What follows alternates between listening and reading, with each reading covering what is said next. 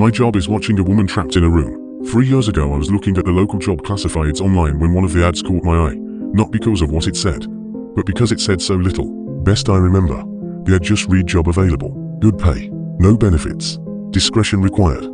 It then listed an email address and that was all. At the time I was managing a music store, but I had already started hearing rumors we would be shutting down within the next year, and the likelihood of a transfer to another store was slim. I had been mostly looking at job listings for the last few days, but this was the first one that stood out, if only because I was bored and it was weird. So I sent an email. Half an hour later I had a response, telling me to go to a particular office building in an upscale part of the city at a precise time for my screening. I went, and after waiting for a few minutes in the lobby, I was taken into an office where I was given a series of forms and questionnaires to fill out. They collected them and told me they would be in touch. I had almost forgotten about the whole thing until a month later. I got a call saying I had moved on to the second stage of the hiring process. I was again given an address and time, and when I arrived this time, it was a different nice office park 20 miles away from the first one. I was met by a man who introduced himself as Mr. Solomon. He escorted me into a large room that contained a chair and a desk. On the desk were 2 large monitors, a keyboard and mouse, and a bolted-down metal box with 2 oversized buttons on it, one red and one green.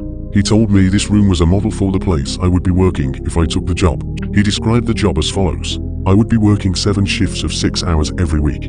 My job would be simple. I would arrive at work 10 minutes early and enter an outer area that was like a locker room. I would have my own personal locker.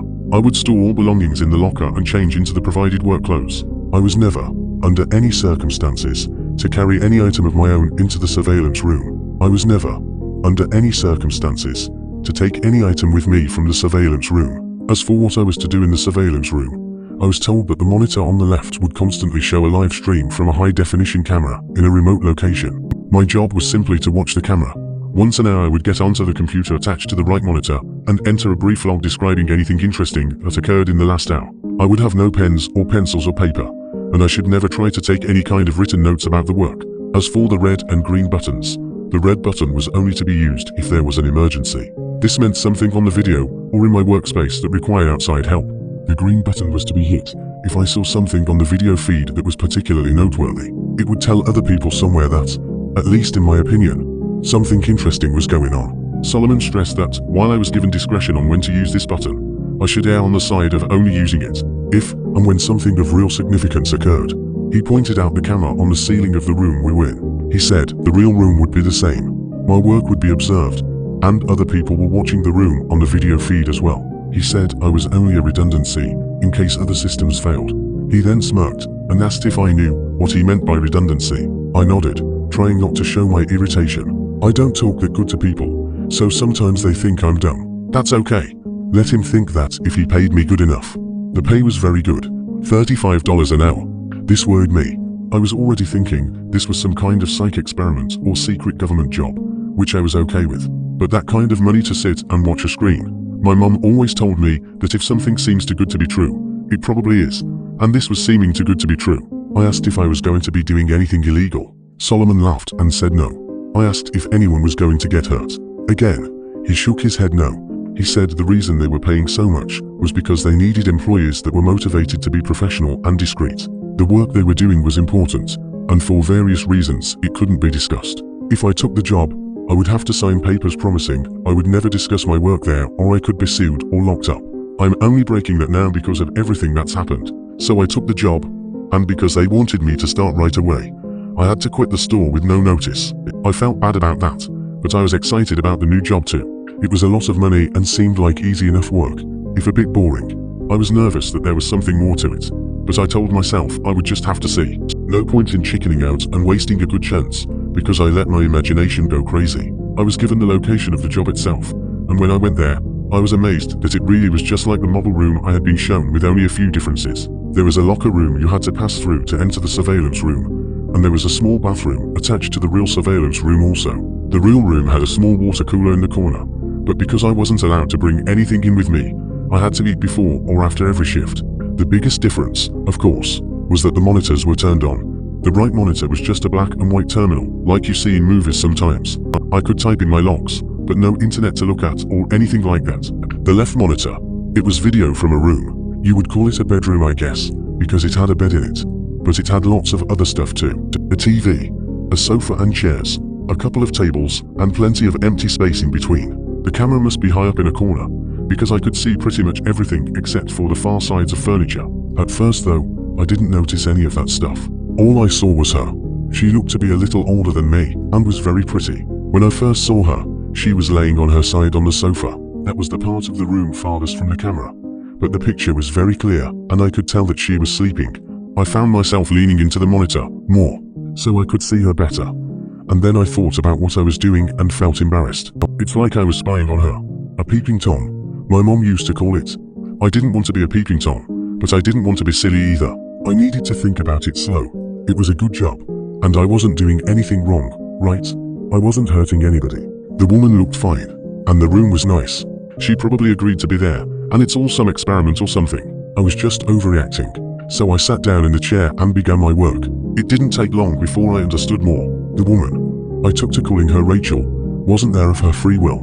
I never saw her hurt, but it was clear that she never left that room except to go into what I think is a bathroom area that my camera couldn't see. Well, she never left the room on her own. Periodically, usually a couple of times a week during my shifts, men and women in strange-looking outfits would come in and take her from the room. Sometimes she would struggle, but usually she would just go along with her head hung low.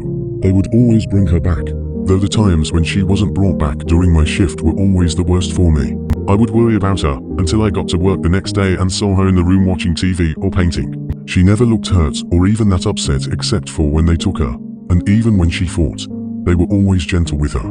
Still, I knew something was wrong. I considered quitting the job, or hitting the red button and getting someone to come so I could get some answers, or calling the police and showing them what the camera was showing me. Except I was scared. Scared of losing my job, and scared of what these people might do to me if I quit or told on them. Solomon had told me when I took the job that part of being discreet was not asking questions.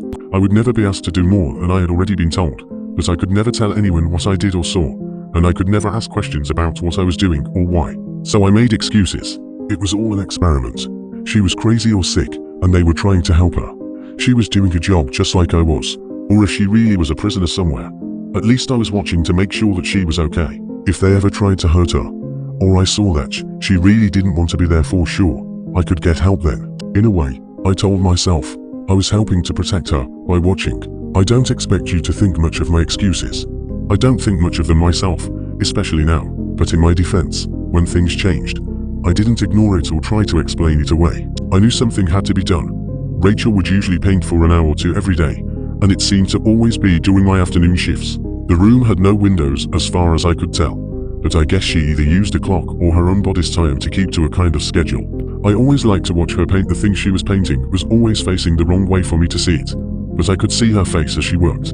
She always looked peaceful and happy when she was painting, and seeing her that way, smiling serenely from time to time as she got something the way she wanted it, always made my day. I first noticed something was wrong when she started painting more frequently a few weeks ago. Her expression was more focused and serious, and there was a tension to her movements that I wasn't used to seeing. At first I thought she was just really trying to work hard on something, and I wanted to tell her not to worry. Every few weeks the others would come in and take the old paintings out anyway, bringing in a new stack of, I think the word is canvas. But it was more than her being focused. Something was wrong. She didn't look happy, and she was going 4 hours at a time. In the span of 3 days, she had finished 4 paintings. I had been growing more and more worried watching her work, and when she finished the 4th, I found myself telling her to just stop and rest a while. I had grown accustomed to talking to the monitor, talking to her in my own way, but she didn't stop.